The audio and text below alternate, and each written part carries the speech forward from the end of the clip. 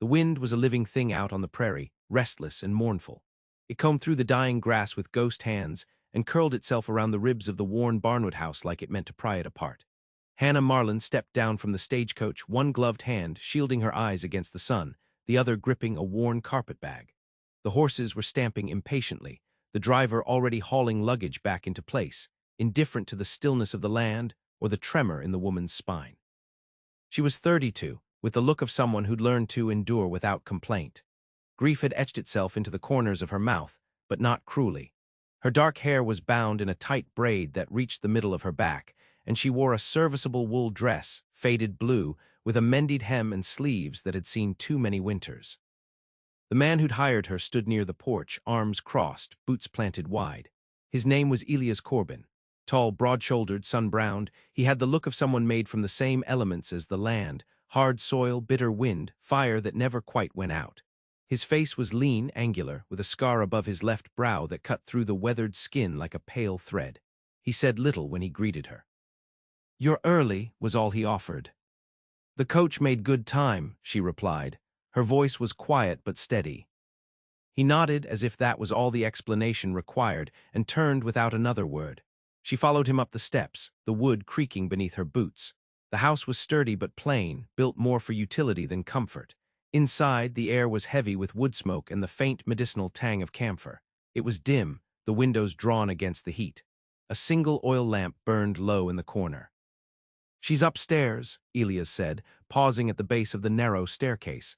"You'll find her room at the end of the hall." Hannah nodded, and her condition. "Worsening," his jaw worked.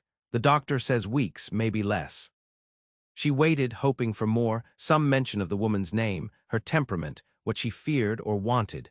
But Elias only gestured for her to go on. So she did, her boots hushed against the worn runner as she climbed. At the top, the hallway stretched into silence. The door at the end was cracked. She pushed it open gently. The woman in the bed was no older than Hannah, though illness had wasted her to near bone. Her hair was a pale halo on the pillow, her skin nearly translucent. She turned her head when the door opened, eyes glassy but not unkind. "You're the nurse," she said. Her voice was thin as spider thread. "I am," Hannah stepped in, soft-footed. "My name, Hannah."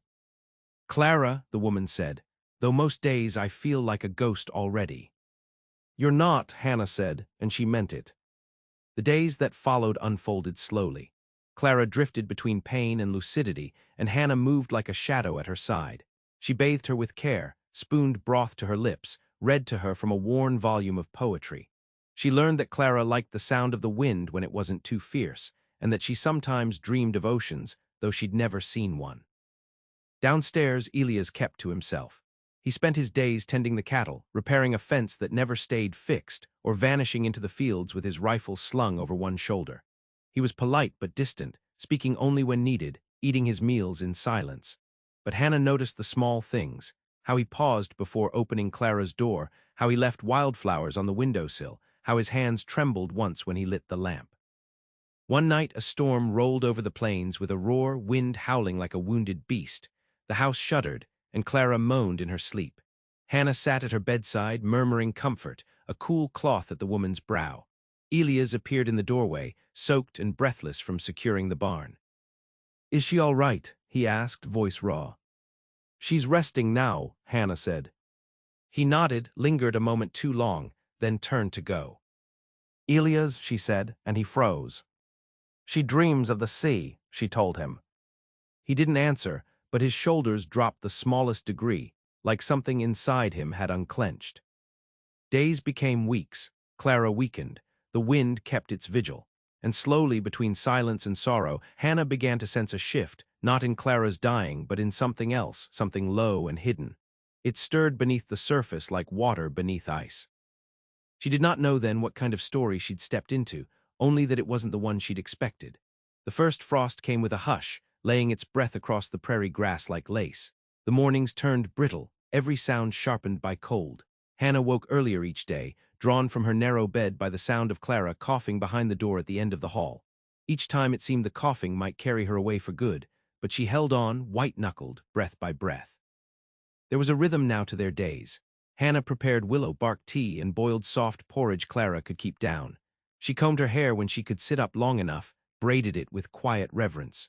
She knew Clara liked the soft hum of hymns, so she sang them low, the words not always clear but the melody true. Clara's mind drifted more often now, and sometimes her memories broke free like birds from a cage. "I met him at a town dance," she whispered once, eyes fixed on the water-stained ceiling. "He wouldn't dance at first, said he didn't see the point, but I told him that even the earth has to shift now and then." Hannah watched her gently, her hand resting over Clara's. "And did he dance with you?" Clara smiled faintly. "Not until the last song, but when he did, I knew." Sometimes Clara mistook Hannah for her younger self and spoke to her as if she were a mirror from the past. Other times she was lucid and wise, asking after the horses, the weather, how the prairie looked that morning. "Is it still gold?" she asked one afternoon. "It is," Hannah said, "and wide as ever."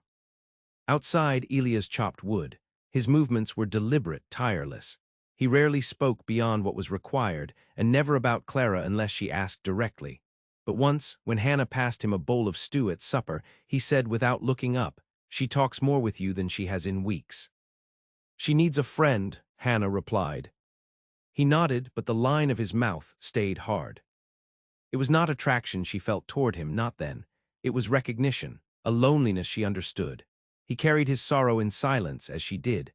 When he caught her once, standing barefoot in the dawn chill on the porch, watching the horizon warm from black to gold, he didn't speak, just stood beside her until the sun was up. Later that same week, Clara's breathing grew ragged. Hannah stayed through the night, hardly leaving her side. She wiped her brow, whispered comfort, held her frail hand when the spasms came. At some point near morning, Clara's eyes fluttered open and fixed on her with sudden clarity. "You lost someone," she said. Hannah's breath caught. "Yes." Clara nodded faintly. "I can feel it on you like a shadow." Her eyes closed again. "He carries one too." Hannah sat there long after Clara fell back asleep. She didn't cry, though her chest ached with the weight of what she hadn't said in years. The next evening, the horse threw a shoe, and Elias asked her to ride into town with him, needing someone to hold the lantern while he guided the beast. She hesitated, not wanting to leave Clara, but the neighbor girl, Miriam, had been helping during the days, and she agreed to sit the night. The ride was silent for a long time, the sky ink-dark above them. Stars blinked cold and sharp. The town was near enough, just a few miles over a low rise, but it felt distant, another world. "She was different before the sickness," Elias said suddenly, as they neared the livery. Hannah looked at him. He kept his eyes forward. "Laughed at everything, couldn't stay still, made friends with strangers like it was breathing." His mouth tightened. "She's not just sick, she's vanishing." Hannah nodded. "I know." They reached the farrier, and while Elias spoke with the man, Hannah stepped inside the nearby general store. She found herself staring at a shelf of ribbon, pale blue and sea green, and thought absurdly of Clara's hair. She didn't buy any, but she ran her finger over the smooth spools. When they returned, Clara was asleep, her breathing shallow but steady. The house felt heavier somehow, like the wind had shifted direction. That night Hannah sat by the fireplace long after Elias had gone to bed. She turned Clara's words over in her mind. "You lost someone. You carry a shadow." She hadn't spoken of her husband in 3 years, not since the fever took him in a mining town 2 states over. They'd been married only a year. He'd carved her name into a cedar tree once, said it would last longer than their bodies ever could. She still wore the ring. Outside, a coyote howled, long and lonely. And Hannah, listening, felt the first slow stirring of something unfamiliar, like thaw beneath frozen ground. Not hope, not yet, but something near it. Winter came on sudden, the kind that settled in the bones and stayed. Snow pressed against the windows like a held breath. The house became a quiet vessel drifting through the white, the wind rattling it some nights like it meant to shake loose what was left of the living inside. Clara weakened further. Some mornings she didn't wake until well past noon, and when she did, her voice was faint as wind over snowdrift. But her mind stayed clear, sharper even, like whatever tether held her spirit had drawn taut. "You should leave this place when I go," she told Hannah once, her voice barely a whisper against the pillow. He won't know how to be kind to himself, and he'll forget how to be kind to you." Hannah didn't answer, only brushed the hair from her brow and said, "You're not gone yet." Clara smiled a little. "You'll stay, though, I can feel it." Miriam came less often now. Her mother was sick and the roads were hard.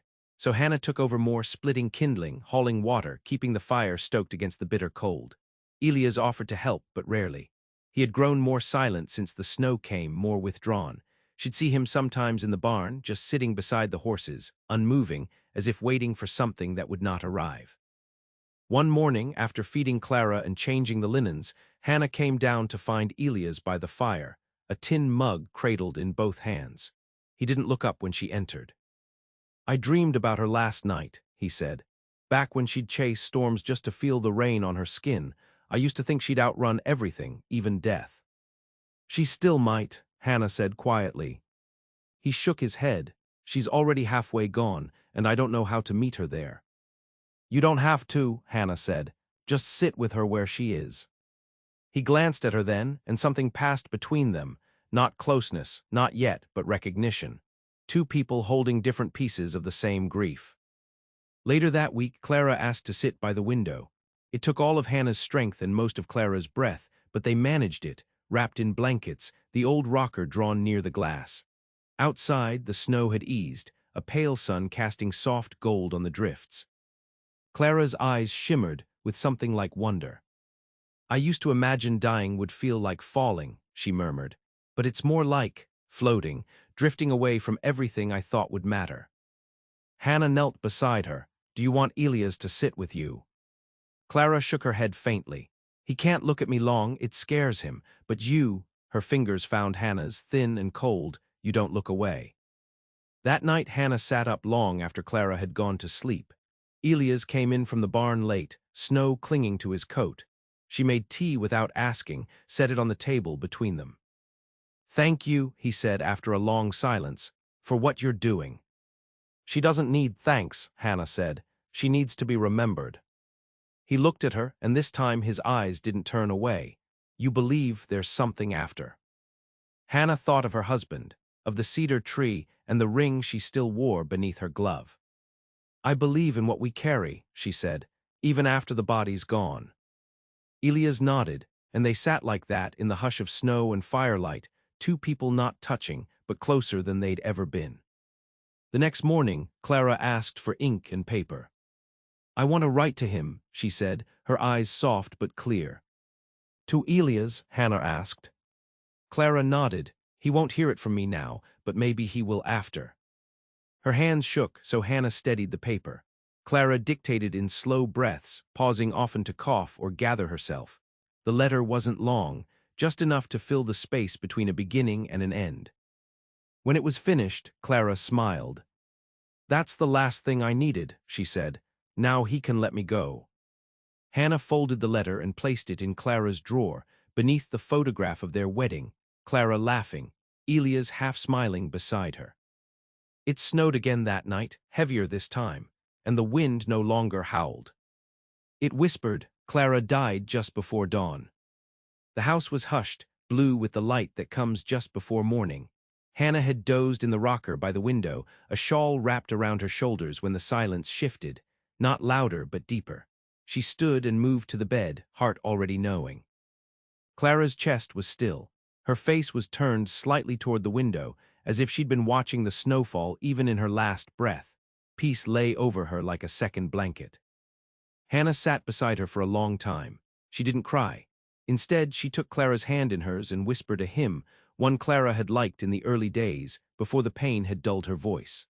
Then she washed her, dressed her in the lavender shawl folded at the foot of the bed, and braided her pale hair one last time. When Elias came in from the barn, snow crusted to his coat, he saw it in Hannah's face. He didn't speak, just stood in the doorway, frozen. "She went easy," Hannah said softly. "She wasn't afraid." He nodded slowly, his jaw clenched so hard she thought it might break. "I'll send word," he managed. "Let the preacher know." Hannah watched him go out into the cold, his steps slow, like every part of him was resisting the weight of finality. She lit a candle in Clara's room and left it burning, its small flame steady against the morning.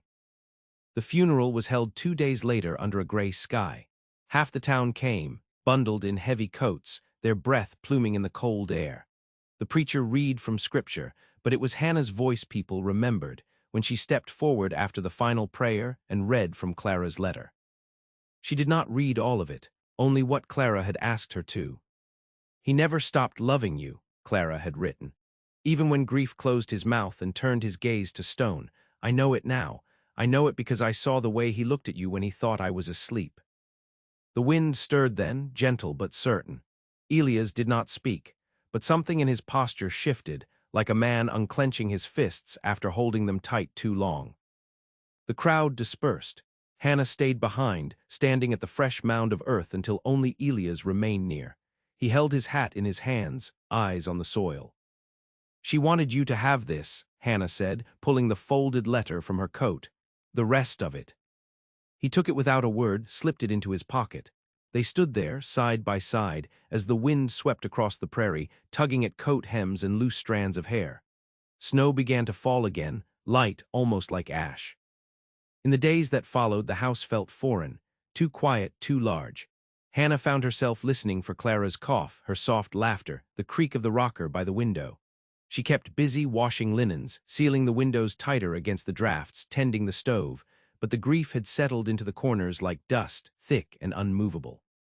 Elias was gone for long stretches, out riding fence or chopping wood at the far end of the property.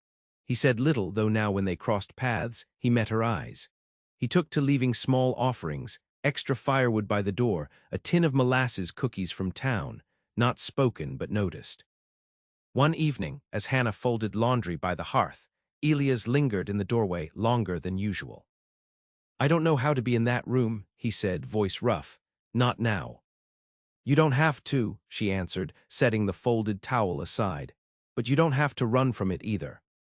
He didn't reply, but the next morning she saw the door to Clara's room left ajar. The rocker had been moved slightly, as if someone had sat for a time and then stood again. Snow still fell, but the light was changing. A hint of gold returned to the mornings, and though Clara's absence hung over the house, it no longer pressed against the walls. It settled instead into memory, a quieter place. Weeks passed. One night, as they sat across from one another at the table, Elias broke the silence. "You never talk about where you came from," he said. Hannah looked down at her tea. "There's not much left to speak of." "You had someone." "A husband," she traced the rim of her cup. "He died fever." He nodded. "That why you do this work?" "It's why I can," she said. "Loss teaches you how to sit with someone else." Elias was quiet then. She was right, you don't look away. The fire crackled softly between them, and for the first time, something warm passed through the space they shared, not sorrow, but the barest beginning of something that might come after. Not love, not yet. But the ground was softening beneath the snow. By the time the first crocus pushed up through the snow-crust soil, Hannah had been there 3 full months. The wind still sang down from the hills, but it carried with it a gentler note, the hush of thawing things. Elias asked her to stay on. He said it plainly, while mending a bridle strap at the kitchen table. "There's still work here if you want it. Livestock, garden come spring, keeping the place in order." She knew it for what it was, a man offering what he could manage, a kind of truce with solitude. But there was more in his voice too, something cautious, hopeful maybe. "I'll stay," she said, "not for money, not for charity." She stayed because something inside her felt anchored now, like the prairie had drawn a circle around her and whispered, "You've come far enough." The house changed slowly. Clara's room remained untouched for weeks after the funeral, save for the candle Hannah kept lit on the windowsill. Then one morning she opened the window, just a crack, let the wind carry through. She stripped the bed, laundered the linens, folded them with reverence and placed them in the cedar chest beneath the eave. Elias said nothing, but that night she found the wedding photo, newly framed, resting on the mantel. They worked side by side through the thaw, repaired fence posts snapped by ice, cleared out the root cellar, turned over the garden soil in long, silent afternoons, hands thick with earth. Elias was different now, not softened exactly, but steadier. Grief still lived in his bones, but it no longer drove his every motion. One morning, Hannah found him mending the back gate. He looked up when she approached, his brow damp with sweat. "I was thinking," he said, "we could plant something new this year, maybe strawberries." "Clara hated strawberries," Hannah said, a soft smile playing at her lips. "I know," Elias glanced at her, his own smile flickering like uncertain light. "Maybe it's time to like things she didn't." Spring came fully in a rush of color and scent, lilacs bursting along the fence line, birds returning to the eaves. The house, once gray and silent, now bore the marks of the living. Warm bread cooling on the sill, laughter in short, surprised bursts, two voices where there had been only echoes. Still nothing between them was named. They moved like the cautious halves of something not yet stitched. Each small gesture, Elias leaving a shawl on Hannah's chair when the night turned cold, Hannah setting an extra plate at supper without comment, felt like a step on a bridge neither had built to the center yet. Then one evening, late in May, a storm rolled in from the west, thunder low and distant, a warning drum. Hannah sat on the porch, skirt tucked around her legs, eyes fixed on the dark horizon. Elias joined her, 2 mugs of coffee in hand. "They say lightning splits the sky to let the dead speak," he said, settling beside her. She looked at him, "And what do they say?" "That it's not for the living to answer, just to listen." They sat in the hush between thunder and rain. Then Elias spoke again, voice barely above the wind. I read the rest of her letter. Hannah didn't move, let the words come as they would. She said to let love find me again, that I'd know it when I saw someone stand by me not because they had to, but because they chose to. He turned to her, eyes clear, unflinching. "You didn't have to stay." "I did," she said softly. "Not for her, not even for you." His jaw tensed, the muscle ticking. "For myself," she added, "for the part of me that still wanted to believe there was something worth staying for." Rain began then, soft and steady. The porch roof ticked with it, the wind wrapping around them like something gentle for once. Elias reached out, slow and unsure, and took her hand. His was rough, calloused from work and weather. Hers was warm. No words followed. None were needed. And in the dark, beneath the hush of falling rain, something that had been long buried began to bloom. The days stretched long under the summer sky, the light rich and golden, the air filled with the scent of wild sage and tilled soil. The prairie had softened, no longer a place of trial, but one of quiet tending, the kind of land that asked patience and offered peace in return. Hannah rose before dawn most mornings.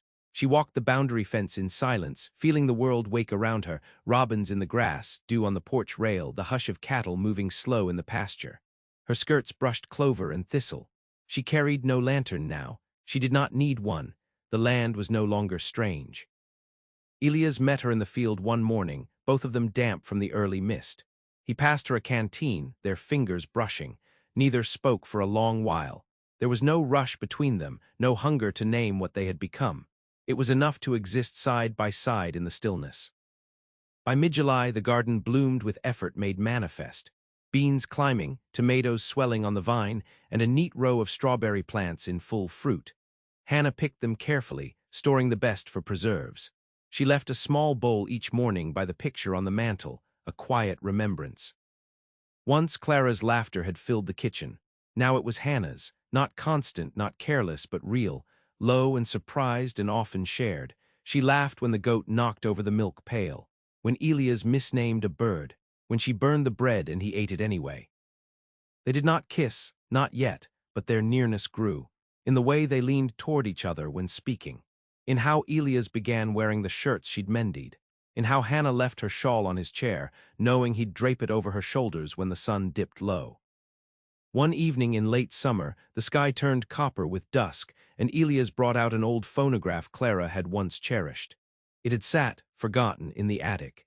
He dusted it off, set the needle gently, and soft music crackled into the room like memory. They danced. It was awkward at first, his hands hesitant on her waist, hers unsure on his shoulder. But as the music swelled, they found the rhythm of it, not the steps, but each other. The silence between them filled with breath, warmth, belonging. I used to be afraid of wanting again, Hannah said, voice low. So was I, Elias answered, still am. She looked up at him, but you're not running. Not from this. The music wound down, the record clicked into silence. Outside, the prairie stretched infinite under the starlit dark, a place of sorrows buried and also of seeds planted, a place that asked much of those who stayed, but gave something back if you waited long enough, if you listened. That night they didn't part after supper. They didn't speak of love, didn't call it anything yet. But when Elias took her hand, steady and sure, and led her to the room once meant only for the dying, she followed, and the door stayed open. Morning came with the cry of meadowlarks and the warm spill of sun across the floor. Hannah rose first, as she always did, and stood at the window watching the light catch the fields. Behind her, Elias stirred, the bed creaking gently. "I'll make coffee," she said softly. He nodded, still half in sleep. "I'll fix that gate today." She smiled, pulling her braid over one shoulder. "I'll be out in the North Plot after breakfast. Those squash are trying to take over." Their words were simple, small as breath, but they held the weight of promise. Not a rescue, not an ending, but a choosing. And every morning after, they chose again.